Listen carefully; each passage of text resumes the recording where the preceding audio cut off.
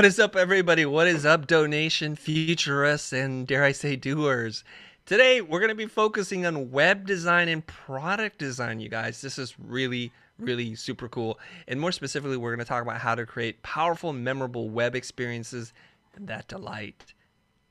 We're going to be looking at a case study of MasterClass and actually even get a live sketch AE demo. Today's guest has background in UI and UX and, interestingly enough, motion design as well. He's a senior product designer at Fantasy. He's worked at PunchCut and runs his own independent design studio called Wellgraf. And he studied mobile design at Hyper Island. Here's some of his really cool, super exciting, sexy work. It's pretty nice, Jonah. Pretty smooth, this guy. Yeah, and we've had a lot of requests for web work, web design and UI and UX. And so I'm thrilled to welcome Pontus Wellgraf. He's based out of Sweden, but currently working in San Francisco. You guys should follow him everywhere on social media at Wellgraf and check out his website, wellgraf.com. Pontus, welcome to the show. Yeah, thank you. Pontus. Yay. All right. Woo! Made it. Okay, here we go. Yeah, we made it, baby. We made it. Now, you're in San Francisco in your design studio. And thankfully, we were just chatting before we went live, and things are getting a little bit better with the air quality, right? Yeah, it's much better. It was a very apocalyptic moment there for 2 weeks. It did feel like it. Those Yeah, orange skies, straight out of Blade Runner 2049.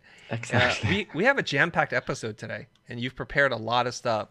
Yeah. And so I'm going to turn this show over to you now, and take it away, Maestro. Okay, thanks so much. So first off, thank you everyone for tuning in. Chris, the Future team, super excited. I've been pumped for this for so many weeks now, and finally we're here. And Yes, we are. I have so many things to share, and hopefully I don't do it as fast so you can follow through. But let me know in any chats or conversations along the way. But before we go into the actual things, let me give you a little intro where I come from. So my name is Pontus Wellgraf, a product designer and electronic dance music enthusiast from Sweden. This is me raving with my flag in Ultra Miami a few years ago, and yeah, pretty energetic, I would call myself. Yes, you are. Would you do this, Chris? I'm getting tired just watching you here. Wow. Yeah, those guys in the background, they're just drinking beer. Okay.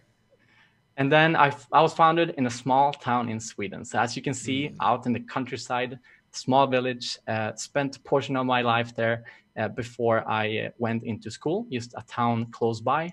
I went IT, but didn't really felt like that was my thing. So I started to do designs on the side. I found Photoshop. My dad always encouraged me to open Photoshop instead of Paint, but I was always saying no. But then eventually I found CS2 or 3, I believe.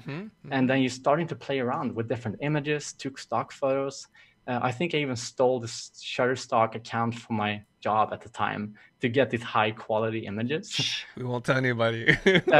Hopefully they're not on this screen right now. No, they're not. I'm sure they're not. So just combining images, as you can see, using fun, different compositions and styles, just finding what I like. And after this, I think I lost access to this account, and I realized it's hard to get good quality without getting stocks, and it was super expensive. So I moved over to trying to build my portfolio.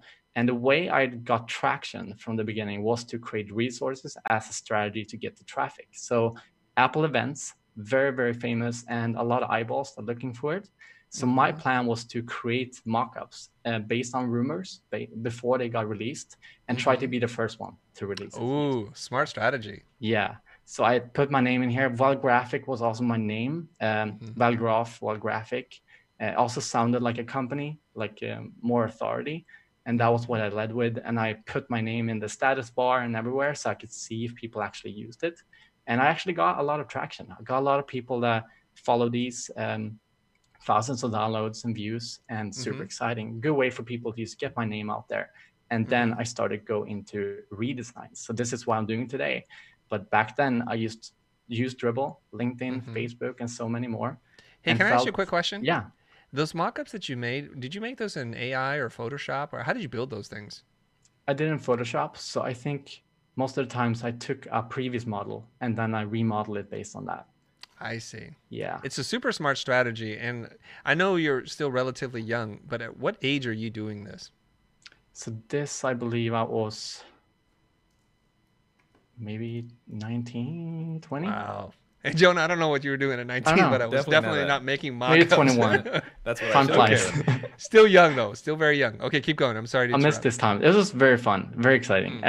So I moved into redesigning the products I used to express my ideas. I found there was lacking in the way they displayed the content, the way I felt engaging with different functions. Dribble, for example, I had one feature set of giving feedback, voting A or B, like, do you like this version or not? We still don't have that today. And they're also going to shut down their app for some reason. So I think there's some improvements level in the things we use. So this is what I used as an inspiration to get going. After this, I moved to the capital, Stockholm. Time to see some buildings, time to meet some people in the capital. So this was an adventure. I've been there, I think, 3 times before. So I was really close into this village, but now I moved here.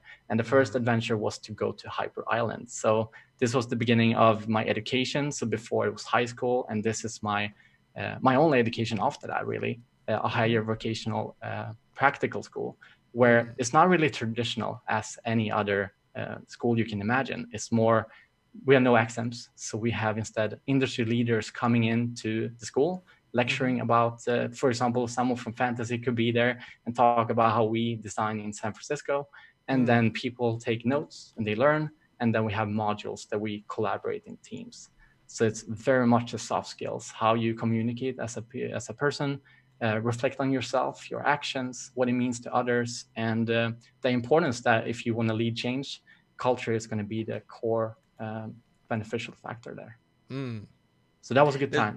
Yeah. There's a comment here in the chat. It's like, I really like his personality. I'm gonna go check out his website. Oh, nice. Yeah. It's good. I'm nice sometimes. You seem pretty nice guy. You got an interesting background too. Yeah. Very yeah, chill. It's been a journey. I'm trying to stay humble as well, and it's hard to remember where you come from sometimes because you get into the work, and it's very intense, I would say. I mean, it's been 4 years for me now in San Francisco, and yeah, it's been intense but very very beneficial. So after Hyper, I decided I want to land a job in San Francisco for some reason. I think my my motivation was it's hard to get there. It's the biggest opportunity when it comes to tech jobs, Facebook, Google, Apple, all these campuses. What if I could be there and see how it looks like in real life? And so my journey began to try to apply for a job. And being Swedish and applying for an American job is not the easiest thing. It's a lot of culture clashes. It's we are thinking in Sweden called the law of Jante, and that is basically that you are not. It's a social law. You are not anything else than anyone else. You are equal to your people, and you are not allowed to brag. Like, the bragging is the worst thing you can do. We'll still got some Swedish people bragging, but like outwards, you don't want to become the braggy person. So in this case, I used cover letters, updating my websites, tracking every single link that I sent out, trying to analyze when they went in. I literally went in every 30 minutes to see if the number changed. Going into Hotjar, a tool where you can analyze your users online, seeing where they click, where they drop off, how I can improve the site. Here, actually funny, I have Fantasy's notes since I applied. And then this is, I think, 1 or 2 years before I went to Fantasy, where I did all the notes, where they come from, how big they are, and all the action items. So very stalky. This is how I found my girlfriend as well here in San Francisco. You got to be dedicated. We'll talk about that later. That's the second episode. Yeah, that's another talk. Yeah, I might need some help on that front. Yeah, it's a little creepy, but I think, yeah, it's pretty good. If it works, it works. You can't argue the results. Exactly. So then so in the end of this, I really didn't get that traction that I wanted. It's hard. I called up and said, hey, my name is Pontus. I want to work for you. And they're like, oh, Pontus who? And they were super fast and I was too slow and I didn't get to the point, And then I said, screw it. I'm just going to fly over there and see if they answer me if I show up on their doorstep. Wow. And that's what I did. This is my second flight ever. I went to like Spain and Denmark when I was younger, but that's it. And I don't remember this week, to be honest. I went there every week and went into San Francisco and just showed up and said, hey, here I am. you didn't respond to my email, so I flew here. And then I had my resume. I think it was 13 pages because you don't fly across the world to show one pager. I had No, my you don't. work, I had everything, Okay. and that was very exciting. Yeah. Yeah. We don't necessarily endorse or recommend this strategy. It has worked for Pontus, but I'm going to reserve judgment for the rest of you guys. Do not show up at a place, take a flight across the world with a 13-page resume. I'm just saying. That is a big it's a fun adventure. Why wouldn't you recommend that? Because you might get your heart broken. I'm just saying. Oh yeah, I got that too. Yeah. Okay. Yeah, many people didn't know what to respond, to be honest, and I don't blame them. I think it was just amazing that I had that dedication to go there, and that was my last try. I didn't want to give up, so I got there eventually. But then it was the final challenge, and I think this is the hardest part, and still is. It's just being a foreign, going to a different country, applying for visas, and if anyone have any sort of relation to this process, they want to go abroad, hit me up, and I'm happy to help you out, because this is a very, very stressful situation. And yeah, it could definitely kill your passion, but I'm happy I had that passion to stay persistent and just go through these paperworks and legal. It's just a lot of work. But yeah, it will be worth it in the end, and I'm here for you as well if you do the same.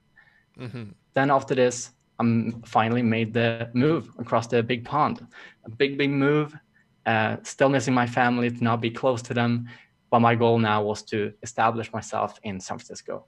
So I started off at PunchCut, fighting for the humans at PunchCut, driven by very delicate research and methods to make sure that everything works in real life.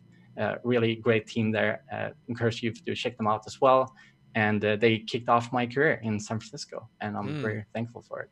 So I have a question for you. Yeah. So you were intent on working at Fantasy, didn't totally work out, but you found something that did work out, and then you had to deal with the visa issues in order for you to stay in the country and work, right? Yeah. I mean, that's you need very a visa challenging. from the beginning. I know all about that from an employer point of view, so it's amazing that you got in and this worked out. This looks really like fancy, like what you're showing here. And I know that you're going to talk a little bit about After Effects in a little bit, but are you taking the screen recordings and then animating all these things on, or this is how those sites actually look when you visit them? Yeah, so this is actually the intro page of PunchCut. So this is the team. I didn't work on these projects. This is recent. But yeah, they do some amazing work over there, and really amazing research, and backed by very good people. Perfect. Yeah. And then, yeah, go on. No, I was going to, thanks for clarifying. Yeah, of course. And this is also intro, but also some nitpicking with the designs, some reels that we have at Fantasy, going beyond conventions, trying to challenge at all times what else is out there to be done. So this is where I'm at currently. We have offices in San Francisco, New York, London, and then a global team across Europe, Australia, Asia. So we always think, what if, and dare to not settle for the ordinary and being very different. And this is very, very exciting. Yeah. And then I have my own stuff on the side. I've always been the one, as you saw in the beginning, on the side, exploring ideas, different techniques, sharing. Recently, I kicked off my YouTube channel again to share more tutorials, like you can hear, with guides, follow step-by-step how to animate things, trying to be straight to the point as well. Still learning, but really exciting. And this live stream is just the top of the iceberg when it comes to just sharing something and be straight to the point and give valuable content for people. Because I self found it was hard to find someone that can tell me how to animate this smooth interaction on mobile product design. It's hard. It's a lot of motion graphics and branding and design, but not really UI animation. Right. So I think that's the gap I was going for here. Yeah, so it's a lot of work and a lot of passion that goes into these on the side here. And yeah, this is the intro slide of my actual content today. And it's about how to make a product memorable. Today, we are bloated with a lot of digital experiences, and we spend a lot of time on them. I did see the Social Dilemma. Did you see that documentary? Not yet. Everybody's been talking about it. Buzzing. Yeah, it's buzzing. It's a very important topic when it comes to ethical design. And the intention we have behind the things we do. And I take it very seriously. And this is just we will have screens for some time in our life until we have augmented reality, until we can zone out and be with nature instead. But until then, let's try to make delightful experiences, make them nicer to look at, use, and also the needs that you need to fulfill when you use them. So this is the agenda for today. Current reality, just a quick recap of how it looks like today in product design, some principles. Then I'm going to go into some opportunities, some mindset of where we see some gaps and what you can improve. Then I'm going to go through a masterclass case study. I have a talk like this on my YouTube, the full one, but here I'm going to go into some details of it and also ask any questions along the way because it's going to be all live and custom. And then number 4, we're going to go away from the keynote and go into After Effects. I'm going to show you how a product that is out there now that is missing a point in some area and how we can animate that live, making it a little better and delightful. And then in the end, use key takeaways, bullet points for you to take with you. Yeah, and as Pontus said earlier on, we want to make this as conversational and as interactive as possible. We're talking about interaction design here. So you guys, if you have questions or comments along the way, Jonah and I will be scanning them. So go ahead and start submitting them as we go, okay? So don't get crazy right now. But I think you have a couple of fans here from your YouTube channel. So there's a person here named Wanda Mamba. He or she is saying they're loving the YouTube channel. So keep it up. Nice. There you go. Yeah. Who else is there? I can't see the chat. Yeah, don't worry. Don't focus on the chat. Okay. So just keep going. I'll read them as I see them. Okay, let's get going into number 1. Current reality. 50 milliseconds. That's how quick a website or any experience is judged. So immediate perception when you meet someone in real life, same here. You have a perception of that person when you meet them. And it's so crucial to make that first impact powerful. First impressions are 94% design related. So power of great design is bigger than ever. And this is where we can really shine and stick out from the competition. No matter how big the products that you compete with, if you nail this down, you will be able to succeed without being bigger than them. And we can see that from startups being faster, shipping products and making them more tech savvy in the beginning and just being upfront in the innovation. So use that test here. I actually searched for premium furniture brand. Which one would you go for here? We have a left one, number 1, and number 2. Wow. For sure, number 2. Yeah. Why? Well, the photography, the art direction, set design, the minimalist design, the clean aesthetic. The other one looks super cheap. These faux metal plate that the logo type sits on, the choice of typefaces, the garish colors. I can go on and on. Yeah. Don't get you started. Yeah, no. Yeah, it's pretty obvious, right? It feels more intentional on the right side, more editorial and premium. I search for premium and that's what I want to see. And the left one, maybe not make it in this case. So use some stats that we are familiar with in user experience. 57% want to recommend a business with a poorly designed website. 75% make a judgment on the credibility of the thing itself based on the website. And that's pretty crazy, like the company itself. And then 88% would not return to a bad experience. And that makes sense. If you don't have a good time, why would you try to do it again? And that's why you need to hook them in the beginning. So here's just a few examples of this. If you go to a restaurant, you get a really bad meal or the food is not good. Would you return to a restaurant that served you this awful food? Or would you just go next door, try someone else? No way. I would not return. And then another one here. Dating is a little different, but let's say it went really bad, really bad. Like this guy's not into her at all. Would you go on a second date if you had a bad first one? Maybe not. This is about humans. You should give people a second chance and so on. But principle-wise, maybe not. And Jonah lastly, would probably do it for sure. Yeah? That's No, I'm just kidding. Desperate over here. Hard times. Quarantine. Yeah, hard times, man. Hard times. That's good. Slim You're going to pickings. give people chances. Yeah. And the last one here, this is happening to me every time I look at on a bit movie, really. I don't know what to expect when I look at a cover. I don't really get that knowledge of what to expect from it. And I watch it, and then midway, I just lose interest. And would you recommend a movie that wasn't engaging with you? And I think the answer is also no. So this is very damaging for your business and something that we need to capitalize on. So then what is the opportunities with this? So first off, we should consider our user needs, or just human needs. I don't like to call ourselves as users, but our needs when we use something and the expectations.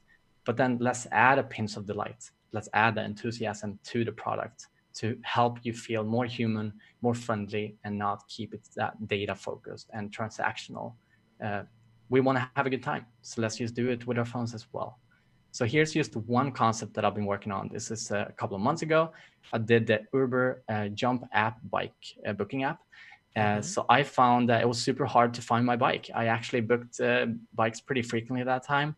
And I used, I think every time I booked the bike, I couldn't find it. It was not there.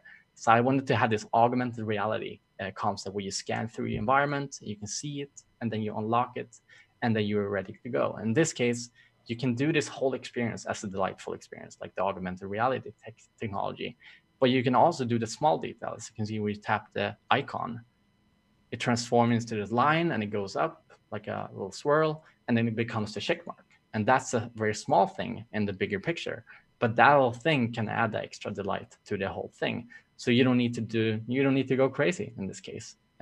It's often the small things. And about that, this is the hierarchy of the needs to fulfill before you can move up to larger goals. So for example, functional, is it solving a problem? The Yelp app, is it giving you the help to find a restaurant? Yes. Then we can move on to reliable, quick response as expected. Do you trust this site to give what they say they can give you as a function? And then we go to usable, the right information at the right time. Is it more intelligent? Do you feel like it understands your needs? When you hover things, you get more options. You can expand the map to see more based on your location. And then we go to the pleasurable thing. And this is what this is all about, the microcopy, the way you talk about your things. The subtle animations when you open a hamburger bar is smooth. I saw on your website that you have a really, really nice hamburger bar just going down, dropping down.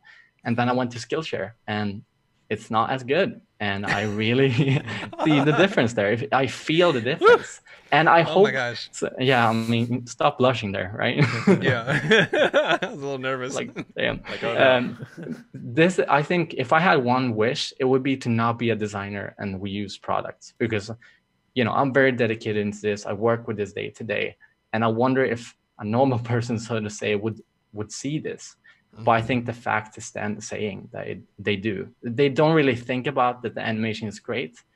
It's just great. It's invisible. So I think it's easy to get stuck in our minds. Yeah, I think they feel it. They might not be able to pinpoint it, but they're like, oh, this doesn't feel so good. Exactly. Yeah. But then we often hear, this is what we hear maybe every time. It's not possible to build. It will cost too much. It will take too much time. It's not what others are doing, so let's not do it. And we should just launch something, get it out there, see what's happening. But then we need to remember, this is the key moment here, mic drop moment, I would say. Your customers don't care about your profit margins. They don't care how much it costs, how much you saved, or how long it takes for you to build it. They care about great experiences. They care about fulfilling their needs. They want to feel that it's enjoyable, that you care about them. So if you make that extra effort, they will feel it and it will be worth it.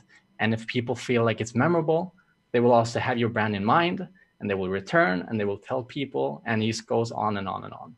So yeah, if I ever build a product, I haven't built an actual product yet independently, but I think, it's easier said than done to do this. It's a lot of factors that goes into it, but I think it's just important to have that mindset of, if we can, let's try to do it. And this is what I'm going to talk about in the MasterClass case study, how we got it together. So yeah, as I said, nothing is perfect, but it doesn't need to be, because if you put in the effort and people feel it, they are okay with some barriers and some glitches when it comes to design. It's a lasting feeling, and that's the most powerful thing here. Yeah, so that was it. And then we have the case study. Before we move on, any questions or conversation about that? I have to pick up the mic because you dropped it over here. Huh? What is it? I have to pick up the mic. You dropped it over here. Yeah. Good. No, your presentation style and your deck is super smooth, man. Oh my Thank you. God. I'm feeling it. So I think everybody's just going along for this very excellent ride right now. So let's keep going. Okay, let's do it. Yeah, so Fantasy and MasterClass teamed up some time ago to deliver delight with MasterClass to reimagine their digital ecosystem with mobile apps, tablets, content strategy, user experience, visual design, animation, and then finally implementation to get to launch. I think the product was around 2-3 months from start to finish. And yeah, a really exciting project. As you can see, very cinematic images. And just a recap of what MasterClass is online classes taught by the very best Steph Curry. We got Deadmau5 DJing. We got Gordon Ramsay cooking food for you. We also have one guy teaching you how to go to space. I haven't watched that one yet, but maybe we should. Just the cinematic footage here was what caught my eye, and just really the difference when it comes to like the quality. So we built on this later on. So just before we start anything, we go into and check out how the current landscape looks like. So this is an overview of just a heap full of apps when it comes to video, streaming, and movies.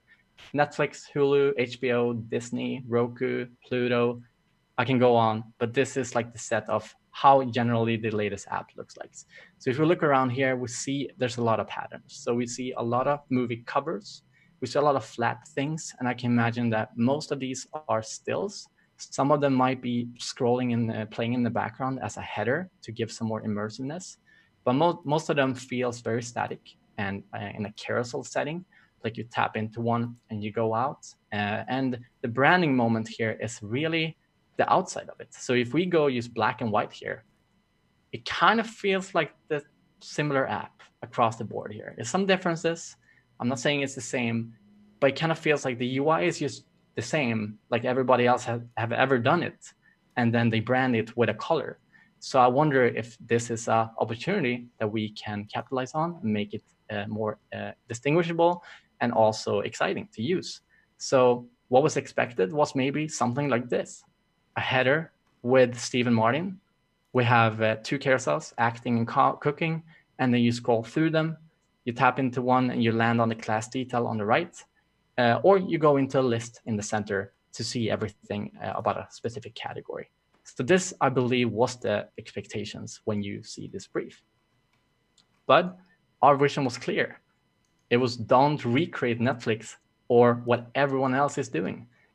Let's not be one of those. Let's do something different, see how it flies, and hopefully we can make it work. So we did so by leading with the human connection. You see people, you see their faces, you get interested in what they are doing. So we have this master wall, as we call it, a grid full of people where you scroll through and navigating. As you can see, we have a grid view and a list view. And the grid view, this one is all about the visual exploration, being curious. We want them to explore further than their initial interest areas. So in this case, if you go into a list view, you will immediately start reading and you will get into very like tactical choosing. But in this case, I have no clue what they are doing. And I would say this representation of the photos is not the final ones. It should be more if Annie Leibovitz, for example, she's a very famous photographer, and she would have a camera in view. You would immediately know that she's doing photography. I don't need to know a name. I don't need to know a class name. Gordon Ramsay, who would have a knife or something scary, I would also know that he's cooking. So I don't need to bloat the screen with this type. So that's something that maybe got iterated after we handed off, but this is just one version of this. And then the way you animate this and previewing a class, you start in this full view, you tap into one card and it goes full screen. The video is playing in the background. You get progressive more information as you go deeper in. And then also when you are in this mode, you can then swipe through in any direction. Let me go back here a little bit. Yeah, you can swipe in any direction of exploring and you seeing what's out there. And you also get the preview loading with the audio to learn what they are doing. So you don't need to do that hard work to tap in and out of things. And then we do talking less and showing more. So we lead with this beautiful cinematic footage. We try to keep the type to the minimal. You can have a read more but it shouldn't be the majority of the screen. It should be more imagery. It should be more video and show what to learn from it. And then we have the onboarding. This is very exciting because this is the actual onboarding flow that it might be iterated on right now in the live app because this is some time ago, but this is the actual video that plays when you open the app for the first time. So you know it's going to be more people than just one. So we get that check mark, and then we know the animation of how you navigate the entire app. So we don't need to do that carousel like you swipe left and right and top. So we tell everything by just playing that video in the beginning. And then just the details here when it comes to the animation. So I first started by animating in this like a whole set of grids, but then that felt like a JPEG. They just came at me. And then when I moved around, they were like one unit, but they are separate. So it's key here to animate them in progressively, and also that bounce because they come in with some force, how they are faded in the edges. And also when you move around, we also played around with parallax, like some of them are skewing faster than others. So there's a lot of explorations here that we did, and that was really exciting. Are you mocking these things up in After Effects? Yeah, so I think I'm going to touch on that later, but I did motion and design with my team, and we did that first, but it ended up being very much in code in beta apps because we had a killer team over there. So that was really beneficial to see it live. But then here adding physical reactions. So if you have something like my phone, I just push the phone here, it will skew down, right? It will not be flat. So we played on that as well, how that looks like, and that added the depth in the background, the blur, the shadow, and a lot of details there. And then also the weight. So to produce one of these classes, it takes around 6 to 12 months to produce one. So we want to add weight to this. It's a lot of value in one of them. So on the right side, you can see that it's very heavy when you move. So it's like delayed. And that's also we played around with. It feels more heavy if the animation is done that way. I see. Yeah. So there's a built-in resistance as you pull and drag. Yeah, I'm not sure exactly how it works in the app. I believe we had different tests there that we tried out. Yeah, so that was exciting.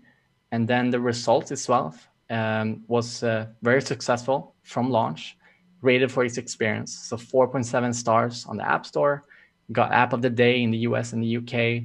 And all of that is exciting, of course, but it's all about the people here with just learning. Like they really have this device now when they can take MasterClass with them on a train, on a journey, and learn wherever they are. And that was the whole premise with this brief.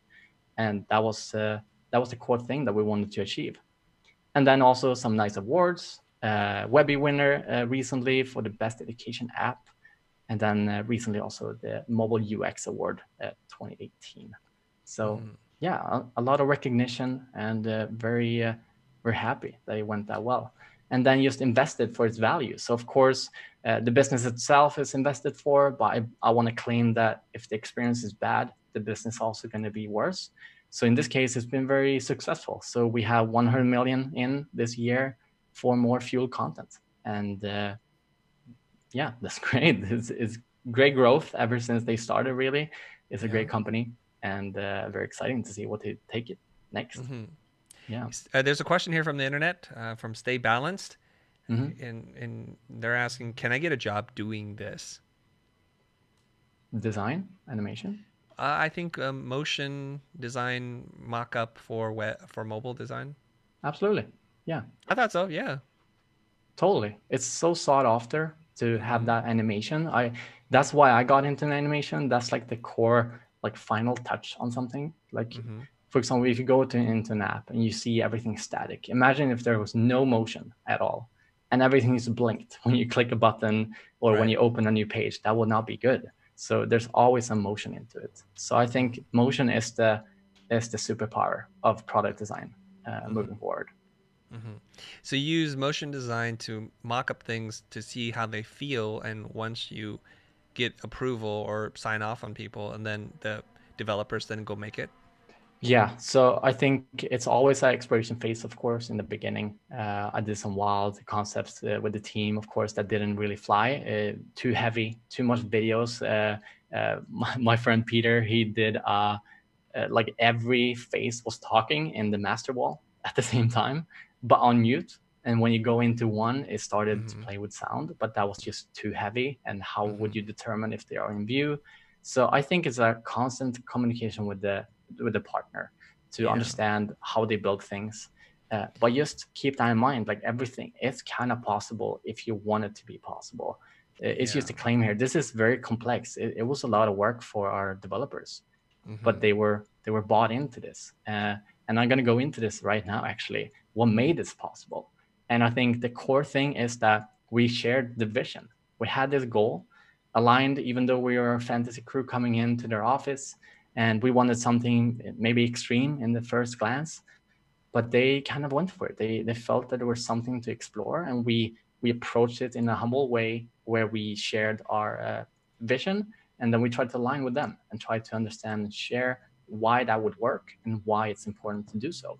So we became a part of their team. So we didn't just got the brief, went away in our office and talked to them again 3 weeks. We were there 3 times a week at times, working with them, sitting at their desks and just collaborating on iteration after iteration to find what is feasible, what is that delightful moment, where's the limit to when it's too complex, and so on. And yeah, here's the team, the lean, trusted team that made it all possible. Core team from fantasy, and then we have Sebastian in the end there in the bottom. I need to shout out that guy because he's amazing when it came to the animation. He never hated me for my animation critique. I said, move this 2 milliseconds faster, and he just did it without complaining a little bit. Mm-hmm. Yeah. Just a lean team. So you don't need to have an amazing big team to make something like this work. Of course, it depends on your organization, but we all had the passion to make this mission statement possible of making a very generic, at first glance, video app to be very unique in the market and just hit it. And then, as I said before, daily iteration with the app build. So this is live on Sebastian's desk, doing one prototype of the onboarding. So after this is done, you then get one text saying start exploring anywhere. And that was amazing to just have the prototype in your hand, feeling it, testing it with people, with users, and validate if what we are saying is crazy or if it's crazy good, basically. Mm-hmm. And then, of course, as everything, detailed specification of every state in the visual design, in the user experience, how everything in states looks like when things come in view. But basically, we kind of skipped like the details of this, as you can see here. This is more a visual representation of what's going on in the background. But we kind of skipped right into the development, which was very beneficial. Yeah, so there we go. That is the whole experience that we had with MasterClass. Great team with the work. Awesome. Yeah, I'm a MasterClass subscriber, so I've been checking out this app. Yeah, nice. Mm-hmm. Nice. Yeah, very nice. Yeah, what do you think about the app before you heard this talk about it? I feel a lot of the things that you were saying, even before this talk. One thing that I think, and I think this is strategic that MasterClass does this, is it's not always easy to figure out where I'm at, like if I'm following one instructor. So I think maybe you guys are emphasizing exploration and discovery versus very linear. Like I've watched 5 of the 13 videos of the 40 videos. It's oftentimes it's a little tricky for me to figure out where the heck I've been at. So yeah, that's true. Yeah, they got a lot of areas to explore. Yeah. Cool. Okay, so what's next? So next is actually the design animation process in After Effects. So we went through this pretty fast, I would say. So this section is all about, let's take a look on a product that's live today and see how we can improve it. And I'm going to drag you into After Effects. Hopefully you can get some practical craft with you. Yeah. And let me know if you want to take this semi-fast or slow, step by step in the easings and the keyframes and all that good stuff, you can freak out at times. But I want to make this really educational. So yeah, so let's do this. Let's go high level, talk about concepts, and then every once in a while drill deep into like, this is what I'm doing. Because I think what we want to do is get people who are interested in design or product design to get excited about animation without killing them on this, right? Yeah. Because it's a deep rabbit hole you can go down. Yeah. And I think what I want to do is inspire people to investigate After Effects and think about how they can use motion as their secret power or superpower. Yep, that sounds good. Okay. I also have, just a shout out, I have these assets I'm going to share. It's on my website. Yep. If you go there, I have a section. It's talking about this live stream, and I have a button calling download the project files. It's on my beautiful page. So what we'll do is in the notes below, we'll include that link so that you guys can download the project files from Pontus' website, and then you can follow along. Yeah, follow along. Or do you want the link now? I think it's going to be hard for them to follow along live, right? Yeah, you can give us the link right now and drop it in the chat, and then Jonah will pick it up and include it in the notes as soon as this episode completes. Okay, let me just copy paste there. Yeah. Are you putting in the chat right now? I could do Jonah. Okay. Or Jonah, you can find it on my website. Yeah, I'm looking for it right now. Okay, cool. Yeah. All right, let's get going. So let's take a look at this thing. So this is a company. It's a $100 million valued company, a leading game development product. They state the world's most advanced simulation racing game with the pure joy of racing action fun. So let's dig into these words: most advanced, pure joy, and fun. Let's see if this feels like this when we look at it. So this is a racing game. It feels very actionable. It feels like you're in the environment, the lighting, the effects from the exhaust pipe. I can imagine the audio here is also on spot. The different view angles, different perspective when you look backwards, and so on. So it feels great. I actually can relate to these words. But then you go on the website, and I wonder if we feel the same. Do we feel like this is the most advanced way of portraying this most advanced game?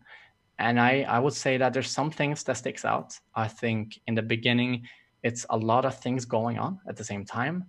It's a lot of gradient and colors, some very dramatic movements, and also some flying cars without shadows and without actual wheels spinning. So as you can see in the bottom, a car doesn't really move like this in real life, right? It glides in like an ice. So if it was an ice background, I would maybe buy it. But in this case, it feels kind of off. That's my opinion. And this is the piece in the end where we're going to go and see how you can animate in this car in a realistic fashion and do this without any 3D assets and just use real world references, really. So let's deliver the light to this. So this is also a reference to another project I've been working on for a year on the side, just exploring how Formula One can take their experience to the next level. So we're going to recreate this specific piece of how you can tap into a Formula One car, and it will roll into view and get the title and present for you. So this is no 3D required, just flat assets and real world principles. So very exciting. And this is something I've been, I think, for a year trying to like do these immersive experiences, but do it with the minimal effort possible. So it's very good for anyone that doesn't do 3D. I'm not very much into 3D yet. So I think it's just a powerful way to elevate something in an easy way. So yeah, let's dig into it. In this case, I have a sketch file and I have After Effects. Sweet. So I'm going to stop sharing and go from there. Any comments in the chat, Chris? Nothing that I need to bring up just yet. And we dropped the download links in the chat as well. So if you want to go check that out to follow along. Great. There's one question here from Andy who's asking, what is the tool with timing of animation and MasterClass, and how do you deliver timings to developers for such type of projects? Good question. So as I said before, we didn't really get into these timings. So often case we deliver MP4s, just videos, references. So I think that, I mean, that's hard to use reference a video and see how everything moves. So we had some charts when it comes to milliseconds and when things came in and out of view. But this Sebastian guy and the team from MasterClass really went through it. They understand the premise of the timings. They understand the premise of how things would flow in a sequential order. So I think that was beneficial to not do that like nitty-gritty documentation. So yeah, we didn't really get into those tools. Yeah. Okay. Yep. Mm-hmm. All right. I think people are generally enjoying the live stream thus far. They've learned a lot of different things and are getting excited about animation. And Yes. I think you've already done that job. So now we get to go into deeper dive. There was one Awesome. question that was sort of somewhat unrelated, but I'm going to ask it. They're saying like you're so smooth at speaking. Is this your natural style, or are you working with notes, or how are you able to deliver such a smooth presentation? Good question. Like, I mean, Tell us all your secrets. Preparation. I mean, I've been pumped up for this ever since we started talking a few weeks ago. Yeah. I mean, it's a lot of passion. I'm just going for it, really. Yeah. As I said to Jonah before and you, I have notes in each slide, but I didn't really look at it. I just went for it, and I have like all these things that I want to say. I believe like, so I did a talk in Tel Aviv about the MasterClass as well. And that was my first talk on a big stage, and frightening, very frightening. But I think what saved me was the true passion, as you maybe see here with the MasterClass, with the moving, with the cards. A lot of stuff there was just a lot of good memories, a lot of good moments where we did this, and it felt to my heart. And yeah, notes would just be generic for me. So I think if you're passionate for it, you will just fall into your natural habitat when it comes to talking. But that's something I wish I always improve on to be better. Also, my English as a second language. But yeah, I'm happy to hear that. Yeah. Yeah. Very good. Very impressive, man. Yeah. Thank you. Okay, let me see if I can share this properly. Okay. So now you should see a sketch file.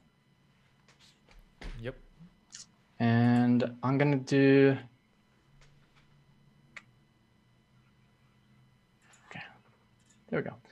Okay, so this is the overview of the team browsing section in this app. So the premise here is essentially to browse the teams of Formula One and trying to give more focus to the teams as well. So let me just go into here and see the different iterations that I made in the beginning. So this is like a recap. This is a project that's been going on for a while, but the premise is definitely here, the way I work. So the first one is a table view. Let's zoom in here. There we go. Yeah, so this is a table view. It's very detailed data. You see the position, the team name, the points, last race. There's a lot of heavy data going on here. And this is a view that could work for like a result page, maybe not the team page, because this feels very driven to, you want to find everything about them, and very much upfront. So I tried to do one iteration here to do a grid view, a 2-up. It's more visual. It's less information. It's more about the drivers, Carlos and Lando in McLaren, and you see 2 in a view instead of 4. So we're losing some content, but this is still peaking in the bottom here.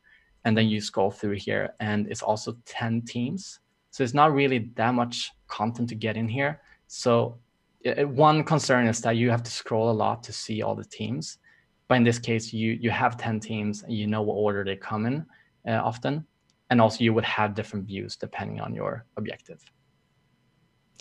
And then if we move on to the last one, which is the one we're going to focus on, and here I brought up the cars even bigger. I want to see the details of these colors, of the different branding they have on the cars, where the brand coming from. So Great Britain in this case, what points they have, and what order. So in this case, we see 1.5 car in view. In the beginning, we had 8. So in this case, I think it's fine, because in this case, you want to focus on the teams and not the data. And the data here you can disclose in the actual detail page when you tap on it. So before I go into animation, I often try to identify how I want this to move. So let me go here to animation flow. And this is also my process. Any process is yours. see what's working for you. But this is something that I found is very beneficial, especially if you get into this complicated After Effects program or Principle or any program for that matter. If you are planning ahead, it will often help you. So in this case, you start in number 1 here with the team. We make one scroll upwards and see the McLaren in view. We want to tap that one, and we want everything else to disappear and clean the screen. And then you see the cards here in the bottom, some data and details about the team. We want that to be out of view, but then once the car is landing, we want that to come up from the bottom with the title and then the brand logo. So that's the entire flow here. So this is like you're using Sketch as a storyboarding tool. Yeah, pretty much. Right? This is mapping out the key moments, and then you can go figure out the animation. I want to take this opportunity to welcome people who maybe have or may have joined us a little late. Today we're talking to Pontus Wellgraf. He's originally from Sweden, a small town, but now he's residing in San Francisco. You guys go check out his social accounts at Wellgraf or Wellgraf, and also visit his site, wellgraf.com. All right. Cool. Yes, so that was the flow. And then I try to distinguish these assets in the way I want to export these into After Effects and animate them. So there's tools and plugins where you can use automate. You can just select all these, click a button and get them in there. But I've been finding that it's very robotic sometimes. It doesn't really understand, like just as I'm talking to delightful moments, a computer doesn't really know my intention. They don't know that I want to have all this as a unit. For example, this flag, I can imagine that it's going to export all of these different shapes in one layer, and that's not going to be beneficial for me. So in this case, it's small things, but just trying to lay out everything that I need. So in this case, I'm just demonstrating how I like do the naming convention. I try to do image and then what it is, sequential orders like 0, 1, 0, 2, and then use different assets here. So I'm going to try to export these, what we need, and then we're going to move into After Effects. I see. So you're determining which groups you want to remain intact and which things you need as separate assets because you want to animate those separately. Exactly, yeah. So in this case, for example, we can start here, the teams. So we don't want to animate in everything. We could do some, when you animate in, everything comes in, like each card comes in. But I think it's going to be too much going on at the same time. And we also will kill that killer moment when you tap the car. And then you get that for the first time. So in this case, I think we're going to export this whole asset with everything but the car, because we want this to just fade in white, right? So you don't need to complicate it in this case. So let's just go into export and then go into live demo. And this is the assets you're going to get if you download it from the link. Let's do another folder.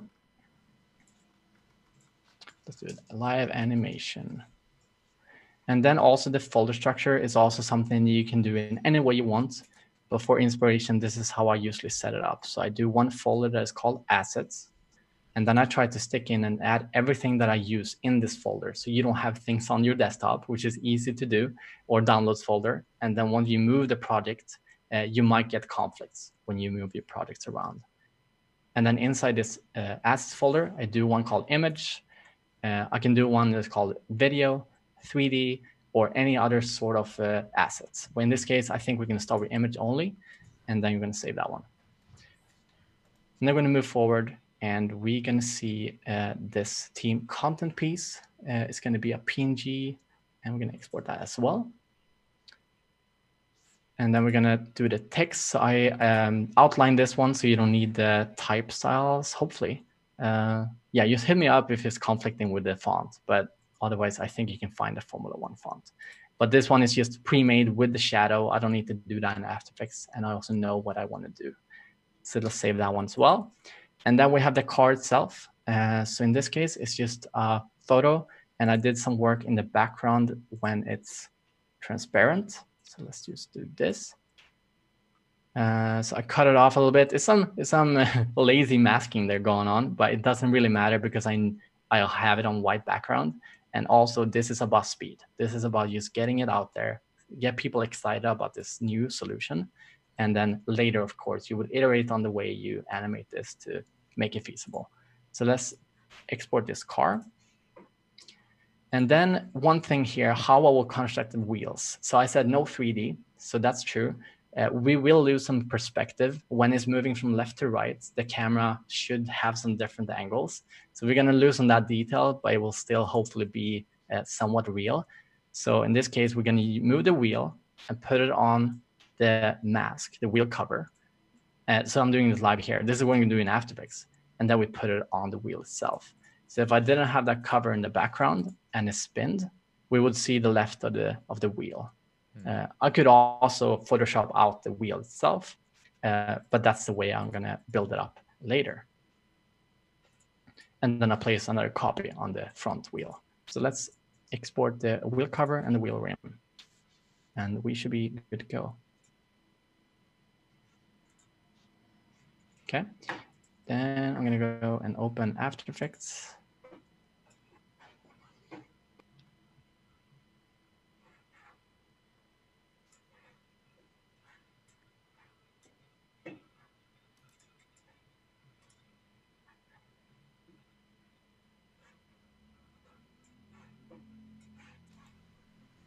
Okay, so just an overview. I don't know how many is working in After Effects at the moment, but just a quick overview of the software.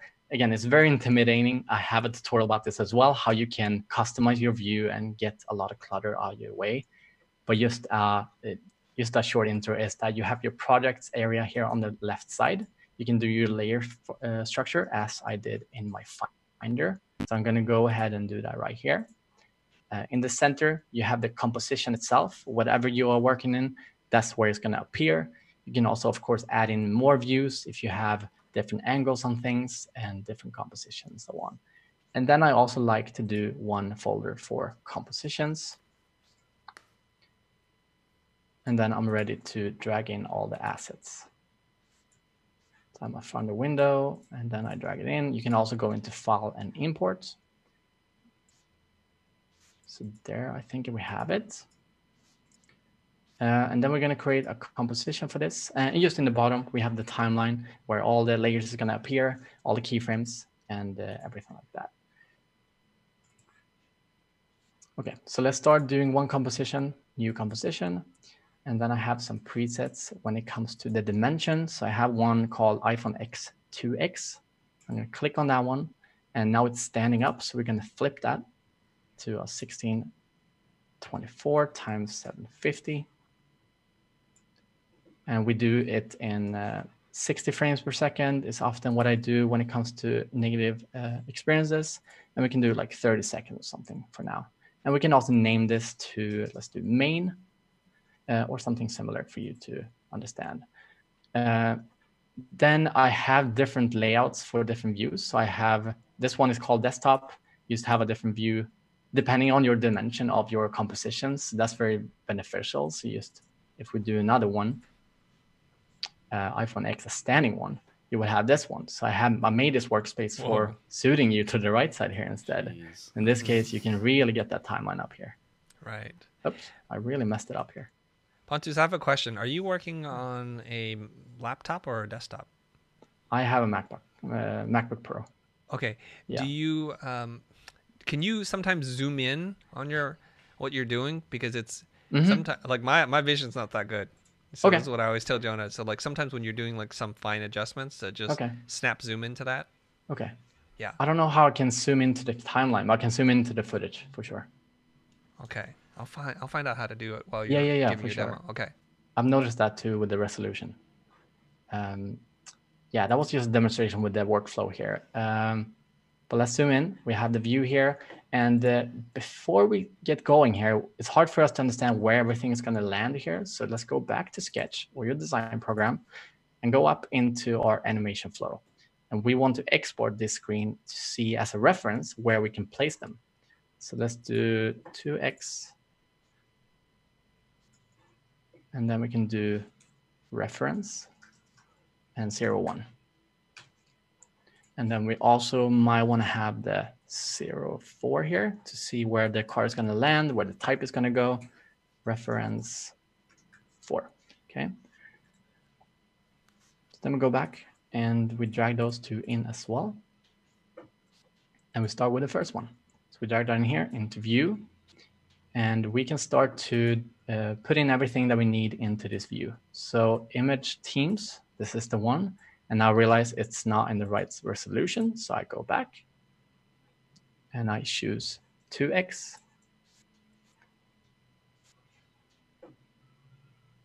And replace that one. Just making sure that these also have 2x and they don't. Okay.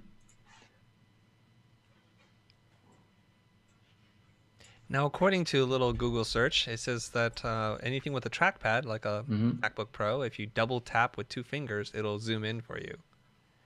Oh, You really? want to try it with two finger tap? No. You may have to go to your preferences to go to your trackpad setting. And then there should be a control for zooming, right? Smart zoom. Oh, double tap. Okay, I'll double click. Tap. Yeah. Ooh. 2 finger. There you go. Wow. Then you could just zoom in and zoom out that way. Wow. Right? Okay. Or you can pinch zoom in and out. So that's the quick way to do it. So let's go back and see how that's like. All right. Will it work here? Let's see. No. Dang. Are you serious? We're close. Okay, I'll keep searching. You keep doing searching. your thing. I was so excited for a second there. Like, wow. Yeah, me too. We're going to be able to Game zoom in on changer. the details. Yeah. Okay, I'll figure it out. Okay. Okay, so now we have the right dimension here. We're just going to place it in here. And then we can go into, we can push T on your keyboard to bring up the opacity attributes. And all of these have different attributes. I can give you the keynotes along the way here, but just move this one down to some lower opacity just to see where it is. And place it like there. And then we're going to put it up, and that's basically it. We're going to skip the header area, the frame for now. We're going to go in and create a new solid in the background. And right-click, transform, fit to comp.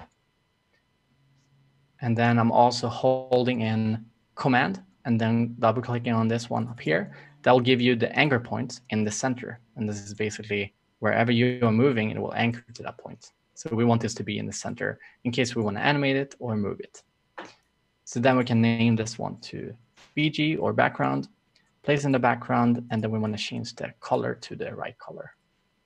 Now we have this one, we take the pipette, and then we choose white. And then we have the first view. Then we want to add in the car itself. So let's try, and first off, before we really mess this up, we need to save this. We don't want to redo all this. Live animation, F1 landing. Okay, so instead of you dragging in the car, so it's very big right now, and we also want to have the wheels correlating to the car itself. So in this case, we can do a pre-composition of this car itself and do the animation of the wheels inside of that one. Because we know that the wheels, we want them to follow the car, whatever that is going. So we're going to do another composition. Just right-click, new comp from selection. Then we go into composition, and we can name this car. I'm going to remove the old standing phone as well. And then we're in here. And this is how it looks like. And now we can go back to the main, and we can drag in the car composition. And then we go S on the keyboard to scale it down. And now we're going to match the other cars and also place it where we want it to be.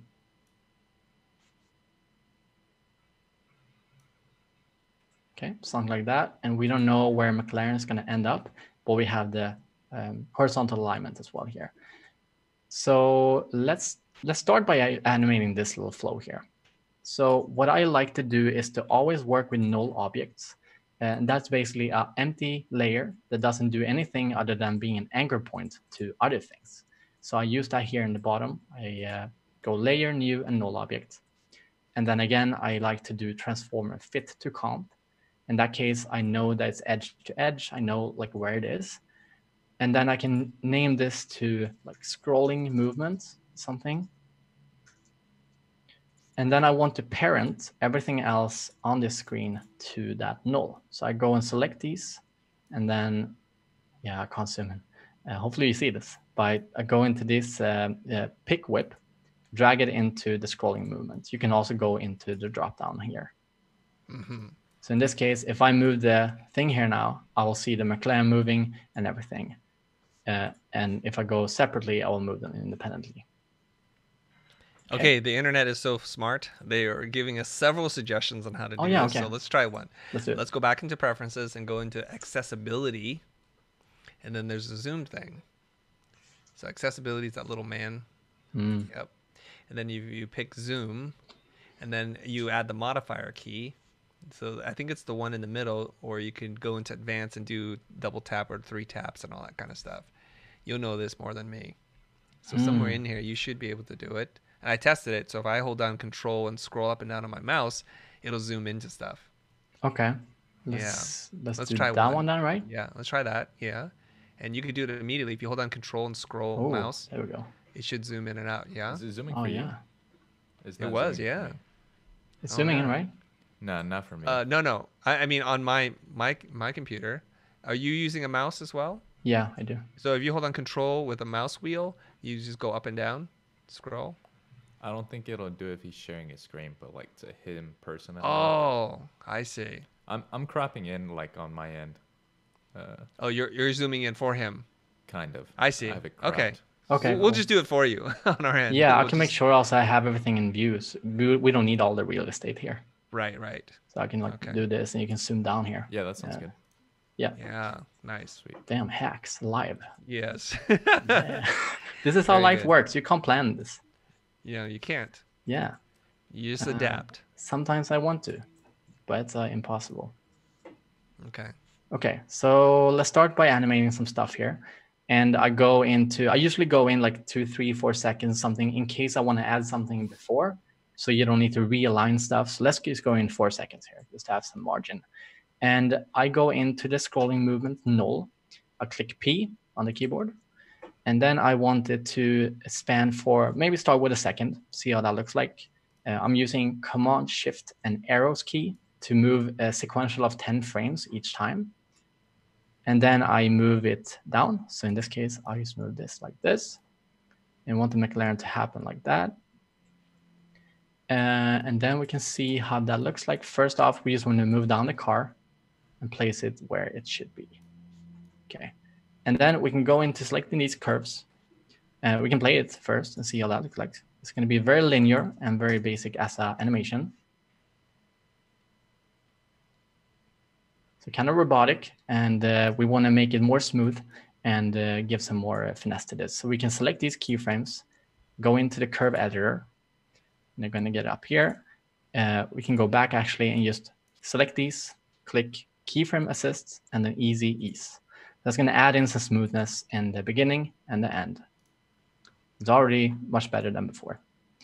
And then if you want to tweak this even more, you can go in here, make sure you're on the speed graph in the bottom menu here. And then let's also set a setting that we want to see.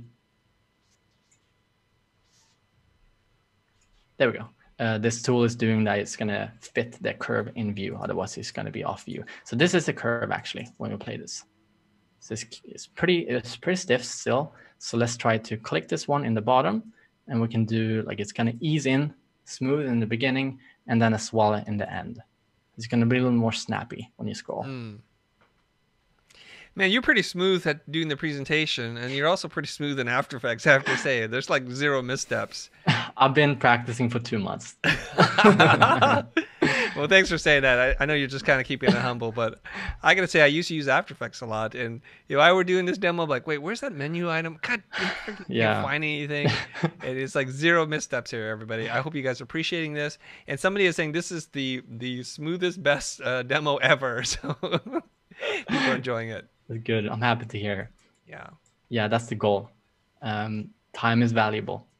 Yeah, and they're telling me don't mess with his preferences, Chris. I'm like, all right. Who said that? Right. That sounds like a friend doing that.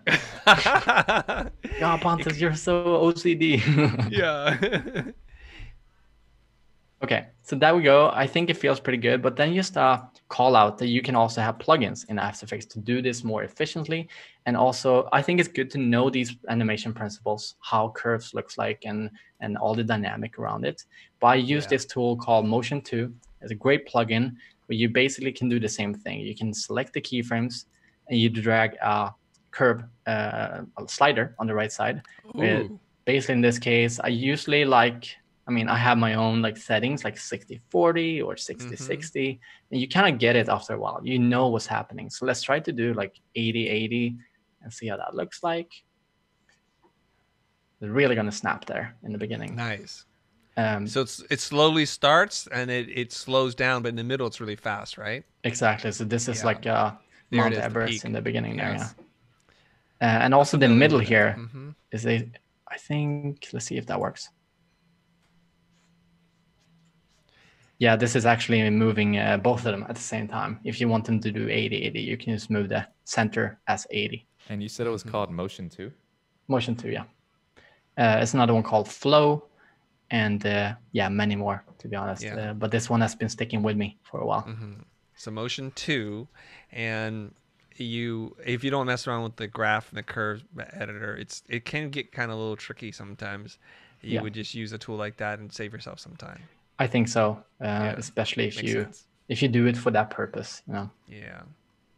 Okay, so that's the first motion piece, and now let's go into the car. So we're going to go into the car composition, and now we're going to add in the wheels. So let's start so we want the wheels to move at the same speed, right? Because the car is just moving, and we want it to stop. So we're going to have one wheel, and we're going to use it for both the rear and the front. So let's do the wheel cover, do a new composition. Let's call it wheel. And then place it into the folder. And then, are you going to write an expression for this? If I'm gonna? Are you going to write an expression for the wheel? I'm just curious. No, I'm not gonna. Okay. Yeah, that's something I want to get into more. Yeah. Yeah, it's a little freaky. Yeah. But very powerful. I wish I knew more. Yeah. Are you good with them? In my day, I could do it. Today, I barely even know how to open up the program. But yeah. That's fine. So while Pontus is doing this, I want to tell you guys, sometimes you can write these little math expressions so that it'll control the amount of rotation based on the x position or xy position. So if the car moves really far, the wheels will turn really fast, and if it moves just a little bit, the wheels will turn really slowly. So that's the idea. But I think he's gonna do it manually, right? Yeah, but that sounds like a dream too. Yeah, to do everything like dynamic, you know, you can move a thing and then everything changes. Okay, so I'll go back to Sketch now, actually, because I made a mistake live of doing the wheel cover. I had the thing above it, but it should be all black. We want to cover everything that's behind. Yeah, there we go. So we have the black cover and we have the wheel top of it. So let's go back to the car composition, and then we do the wheel composition and drag it in. And now we're going to place it above the wheel. And as you can see, we're actually going to fake the rear wheel here. It's actually a different shape in the back, but you're going to ignore that for the simplicity's sake for this. Yeah, it'll be okay. Yeah, I think we'll survive. Yeah. Okay, so there we have two wheels. So now we can animate one of them, and both are going to reflect here. So let's start by just moving the car and see how that looks like without the wheel spinning. Let's go back to the main composition. And then after we get into view, we want the car to move from left to right. So let's do 30 steps to the right, like a half second. And then we go into the car. We click P, position, and then we do also a second to the right. I think it's going to take longer. And then we move this car to the center. And here we have our second reference, number 4. We place it above, and now we can see if this is matching our vision from the visual design. So I think our car is a little too low. I think it's fine. I think we can tweak this later, but the key point is just to have it somewhat in the center. We also have this frame here. So let's see if we can. Should we add in the frame as well? What do you think? Do it. Yeah, let's do it. Some people like to party, apparently. Yeah, that's Kyle, right? Nice. Okay, let's actually also remove these content pieces in the top for now. You just keep it clean, like a frame, and just like a background, just off topic here. Hopefully you can see the screen. But this, so the whole initiative with this Formula One project was to, since you're watching on your phone, and everything is 16:9, like laying down. What if the app was built for laying down? What if there was no standing phone? What if everything was the ratio itself? So you don't need to flip the screen every time you go into media. So the way you go into all these pieces, the way you see the cars and all the areas. So this is the entire flow of that team landing page. So everything was built with the horizontal landing page. So, and that was the idea with this notch of incorporate the back button like native, like Android, but have it like subtle in the area. So you don't have the UI and on top of things. So that was a really exciting objective with all this. So let's just skip the off topic, go back, export this frame, and 2x. We also could actually remove the little gradient we had in the top for the title. Keep it clean. Okay, let's export this, that frame. And then we drag that in like that. And then we see that the car is aligned, and we can tweak this later, but just the key point is that we want the car to move the right distance, because later it's going to be tricky if we change the distance, because the wheel's going to match it. So let's remove the reference, and then let's see how this looks like. And before we do that, we want to fade in everything else, fade it out to 0%. That's going to happen. So I go in opacity, 0 to 100, and that's going to happen slightly before the car moves. So we got 1 second, half a second, and then it starts to move. Okay, so let's see how that looks like.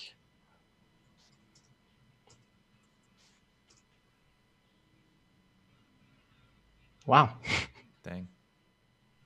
There you go. Damn. There should be a speed limit on these cars. Precision braking. Yeah. Okay, so definitely let's move this forward. Let's do definitely 2 seconds something, because it's a lot of car to move. And then also the fading and the easings, we can go in here as well and do.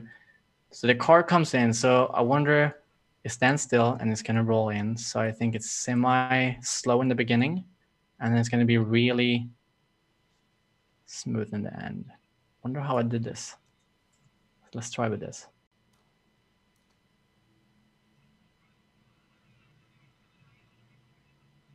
Okay, so one little effect we can also add in is, instead of just fading out, we can try to shrink the content in the background when you tap on it.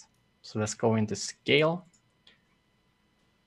move forward a little bit, and then we want to slightly scale all the content in the background, just to get that sense that when you tap this thing, it reacts on you. And I think the cars should move when everything is done, like right on the edge here. So let's try this.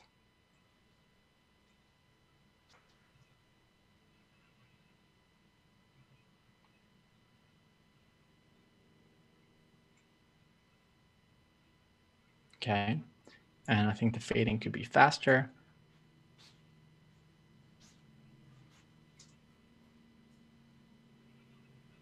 Okay, so let's just try there. I think the key advance is the wheels, and I think we got the motion here. And let's go into the car, double click on the composition. And then we want this to match the realism if a car should slide in here. So it's tricky. So let's do our best and see how it looks like. So let's go into the wheel. And we want to parent the wheel. No, we can use animate the wheel rim, really, because it's above the cover. So let's go into scale, rotation, R on your keyboard. And then click a keyframe. We go forward, I think 1.5 seconds. We're just going to time this. We go back to car. We go back to the, we go back to main. There we go. And then we go to the first keyframe where the car is starting to move. And then we go to wheel. We will then have that point here. So we move this keyframe. This is a start point of the rotation. And then we go back to main. We see the end point. And then we go back to wheel. And there we have the end point. In this case, let's try to spin this 2 turns, maybe. 2 laps.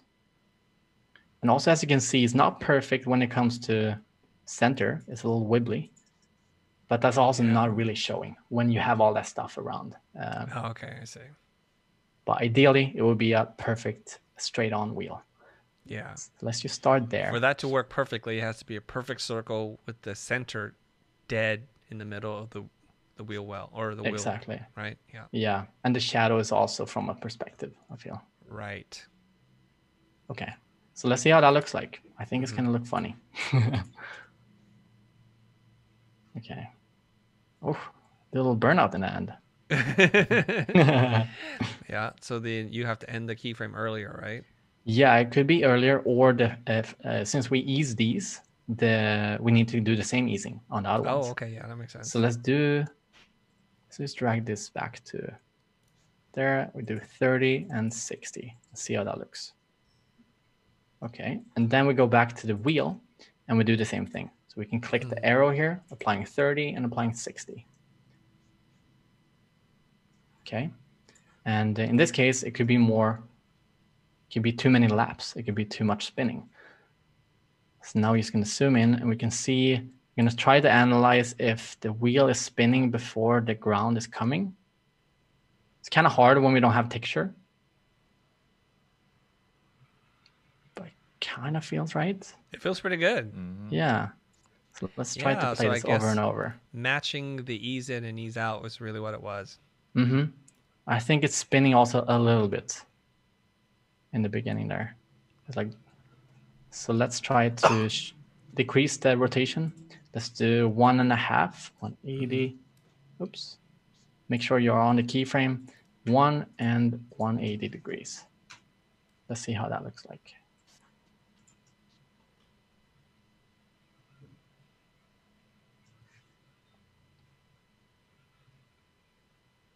Okay.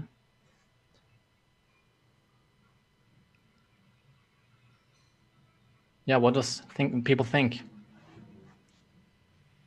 They're liking it. So I think you just picked up a few new subscribers to your YouTube channel. Yeah. Thank you. Looking forward to share more. Okay, so let's stop there. And now we can animate in all the other things in the background. So we can drag in the McLaren text. It's going to go in the background. It's pretty convincing, I have to say. So yeah. If you look just at the wheel, then it looks a little funky, but in context of the car moving, there's lots of stuff going on. So you don't have to obsess over getting that perfect because the illusion is complete. Exactly. Yeah.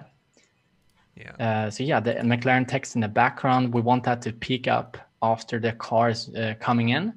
So right before it ends, let's do a position. And also, Jonah, I'm going to move it down here so you see it. And then move it forward a little bit. And then we want it to go from the bottom and to the top, like peaking there in the background. We can also try if 3060 is working.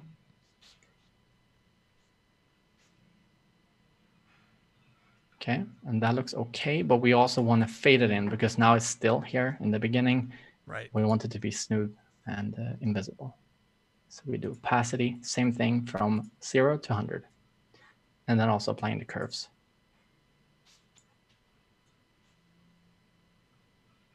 And then also the timeline. I'm adjusting my work area with B and N. So this is the render area or the preview area. So you don't have to preview everything. So that's very useful. I got a comment in here from Hanan Mendonça. And he's saying, I'm an architect, zero knowledge of motion graphics here, but the presentation, level of technical expertise, and confidence are so smooth that I'm totally hooked. Can't wait to see the final result. Well done. Well done. That's awesome. Thank you so much. Okay, so there we go. We have the text. And I think in this case, we wanted to really flow in the background and smooth in the end. So let's bump this up to 90. And also, oftentimes when you do text animation, when they come in, they often are fast in the beginning. And they are also passive, like they are invisible. So it's fine that they are invisible. So in this case, we can also animate it from the bottom. So let's move it down a little bit more. And also slower. So now it's around a second.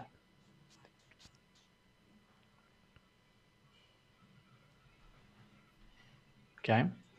And now I kind of feel like we don't have room for the McLaren logo. So we want to, did I export that little logo? I didn't. So let's go back again. And I actually didn't even put it here in the assets.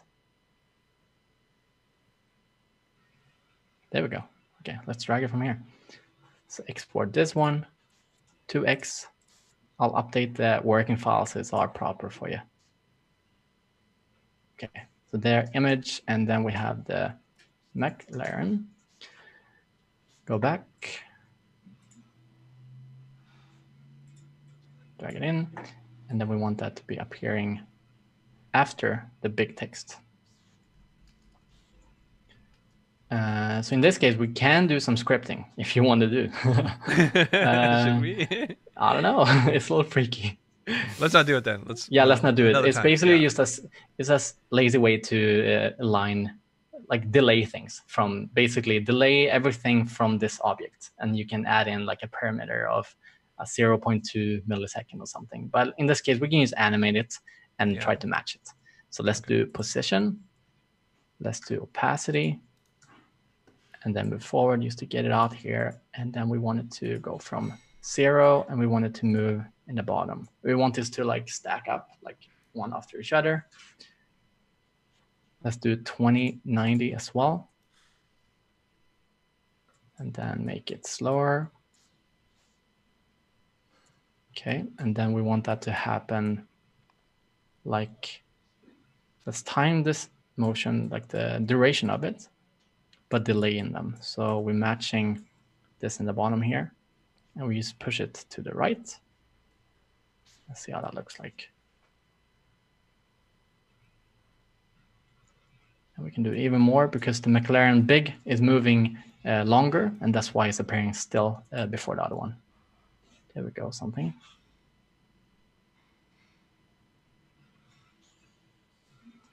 Okay, so let's do that for now. And I actually want to move this down a little bit because it feels too high up. So let's try to see how we can do this easily, because now it's a little complex, but not too much. And then we can go into and see what we want to move. So we want to move the car, scrolling movement, okay. But if we move the scrolling movement here, it will actually affect the keyframes that we have in the beginning. So I'm going to go ahead and do, I'm going to think here, because this is real life. This is what's happening when you do something and, oh shit, it's too high up and you want to move it down.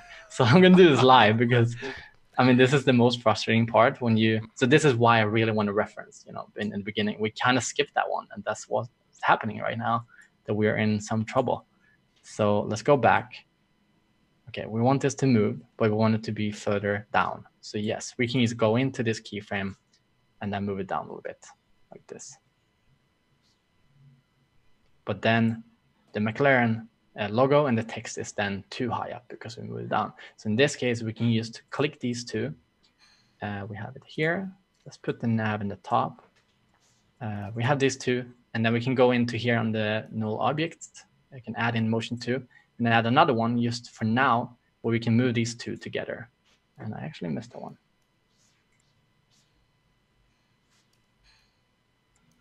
There we go. There we have them. And now, so now we can move these two together, and we're just going to move down a little bit. And then we can delete this one. And then that should be it.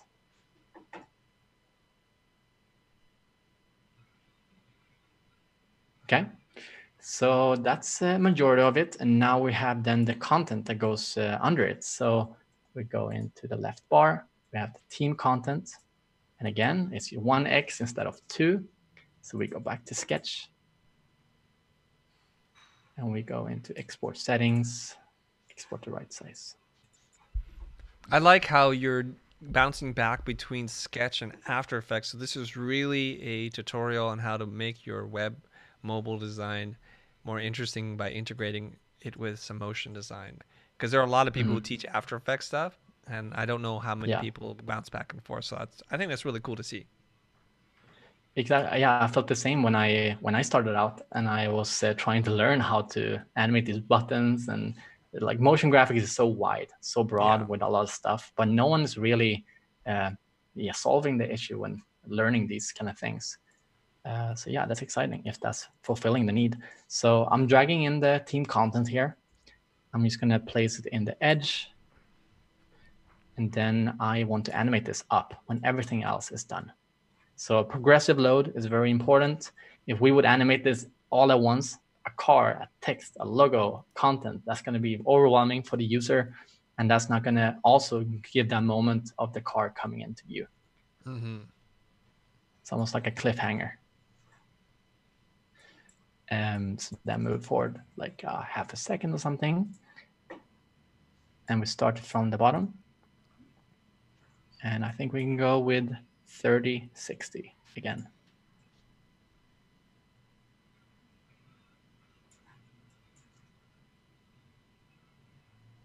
Okay, and that can also be a little bit before.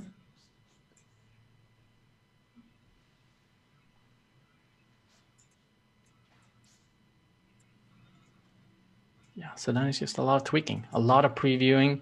I think if my family would see me doing this, they were like, "Why are you repeating this thing 400 times?" It's making little tweaks, getting the timing right. Yeah, that's what it takes. It does. Yeah.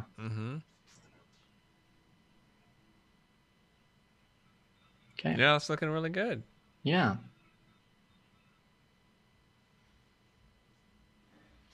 Yeah, and then we can add in details on this, and if we want to continue, I'm super happy to do so if we want to. I'm Jonah. I think I'm getting towards the end of my live stream endurance here. Yeah, we are at an hour and a half. Yeah, we're at an hour and a half, so I think you timed it really well. Yeah, that's good. Yeah. Yeah. So I have an idea. Idea. Since this is kind of like the first time we're really diving deep into web design, UX, UI, product design, and also integrating it with animation, I'd love to like get this out into the world and see what our fans think of, and perhaps invite you back, and maybe we can go to that next level where you go even deeper and add some of those really nice touches that that separate normal animation from like that next level. What do you think? That sounds great. I would love to do that. There's a lot of stuff to cram in, so totally understandable. Yeah. So, but I think you did an excellent job of explaining it and going step by step and bouncing back and forth. It's a live demo, and so you saw a few things that I loved how Pontus was just kind of correcting it on the fly.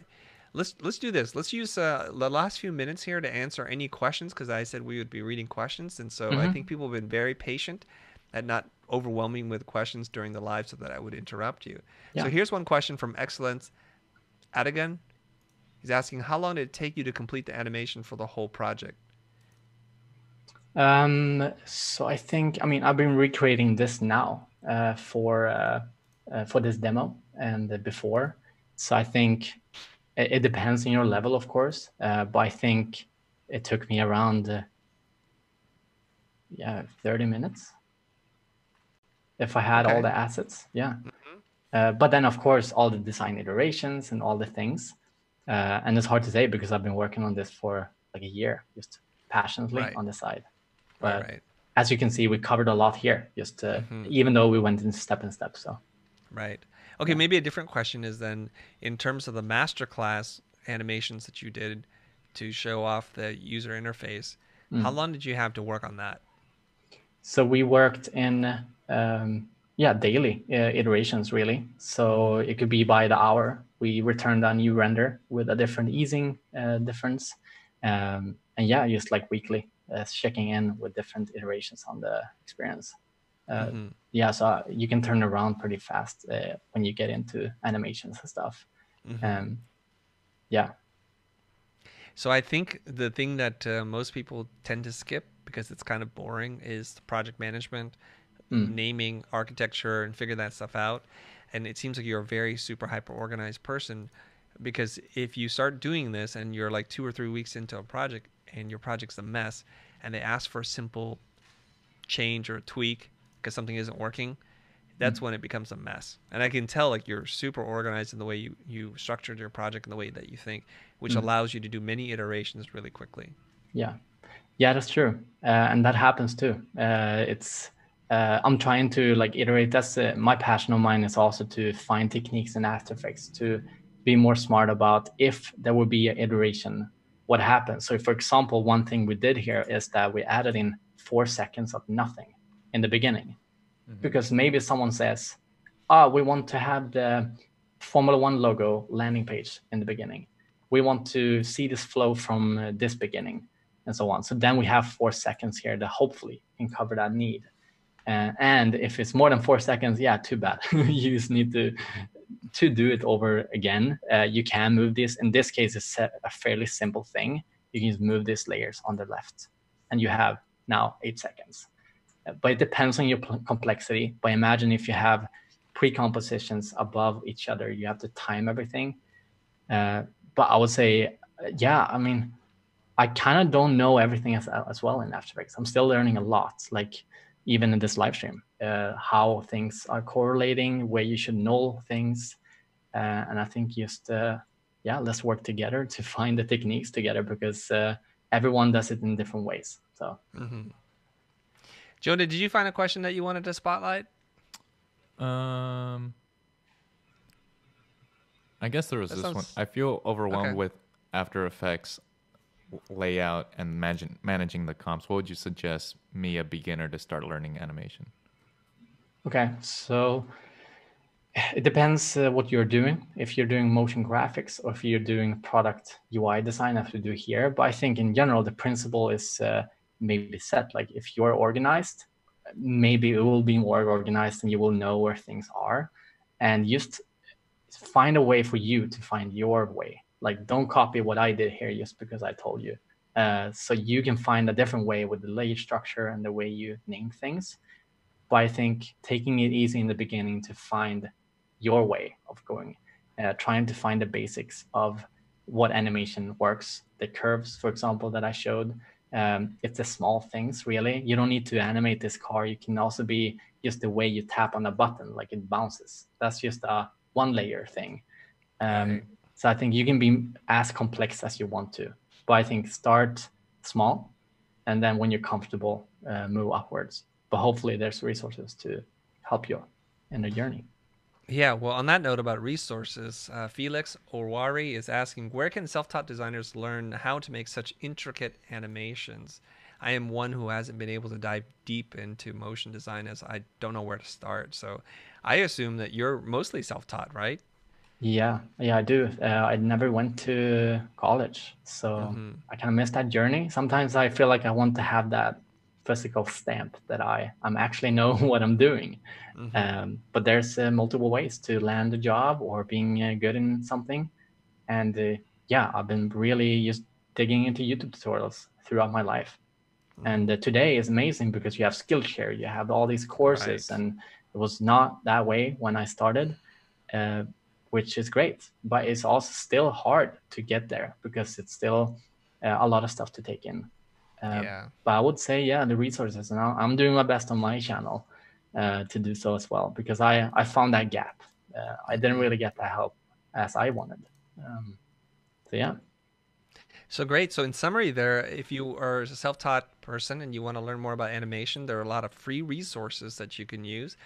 First one I want to point you to is go to Pontus's website or go to his YouTube channel and start digging into his content. And there are other tutorials that you can find, and there's paid ones behind Skillshare, which you can watch. Or you can go check out my friend Joey Corman with his animation bootcamp over at the School of Motion. Now, it's relatively expensive, but compared to free. But those are some resources. But if you're really interested in this and you're passionate about it, nobody can stop you from learning.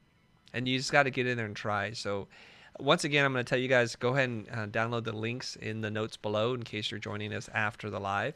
And Pontus has shared assets with you that you can then download and follow along. And it's probably going to make this a lot more sticky if you actually participate, not just watch. It's one thing to watch and actually get in there and set the keyframes and start to adjust things, right? Yeah, exactly. Okay. All right. Well, I guess it's the end of our live stream. And on behalf of... I got a few ending slides. You do? Okay, I have an ending on your ending slides, so go ahead and do your ending slides first. Okay, let's see if they match.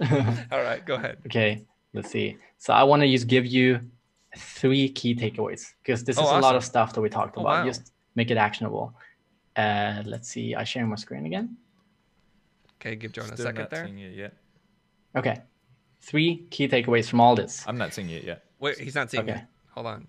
Okay. Are you sharing? Are you sharing the presentation? Let's see. Stand by, everybody. Stay by. There we go. Yep. There. Yep, go ahead. There. Okay, there we go. 3 key takeaways from all this. First one is share your mind with the world unfiltered. So as we said in the beginning, don't mind what everyone else is doing. Start by your mind, your vision, your view, and share it. And don't be afraid of doing that and taking consideration that it might change, but just leading by that passion, with that new thinking, you will go a long way with you and your team. Even though you might have a traditional team that is rather slowly when it comes to innovation, or they don't feel the value is there, showing this kind of car moving in and you see them in physical reality, it will spark some emotions for them, and maybe they will buy into it, hopefully. Number 2 is to take inspiration from our physical environment. So as I said before, just how things work in the real life. If you would have an app about flowers, you want to come to that app, and when you scroll through a thing, you want to see a leaf moving when you scroll through the feed. You want to see an apple falling, and as an error message, maybe like there's no content for you. Maybe an apple just falling down from above and just bouncing off the canvas. So it's very powerful because we are humans, and just make it human in digital is the biggest challenge that we have. And the last one is to, like this dog, provide long-lasting feeling of delight. Just if you're happy, it's going to be a happy moment, and probably your business is also going to be very happy. And it's about the people in the end. Let's stop focus on the money. Let's do something for each other and do something that feels great. And that's the end. Well done, well done. So some applause here. Yay! If we had a studio audience, which we don't, you'd hear a lot of people cheering. Okay, so I think this is it. We're going to wrap this up. So Jonah, on behalf of Jonah, myself, and everybody that's watching, Pontus, I really appreciate you doing this. It looks like you spent a lot of time preparing for this moment. I appreciate that. I just can't tell you how much. When people show up ready to teach and share what they know, it means a lot to me and our community. So if you guys are tuning in for whatever reason at this very last minute here, who did we just have on the show? His name is Pontus Wellgraf, and he's originally from Sweden, now residing in San Francisco. Follow him on social media at Wellgraf. That's Wellgraf for everybody in America. Wellgraf.com. Go check him out. Thank you very much, everybody, for sticking around to the very bitter end here and being a part of the 1 billion mission. Jonah, get the music ready, because I want to remind everybody not to forget to like and comment, subscribe, and hit the bell for notifications. That's it for me. Until next time, take care, everybody. Bye-bye.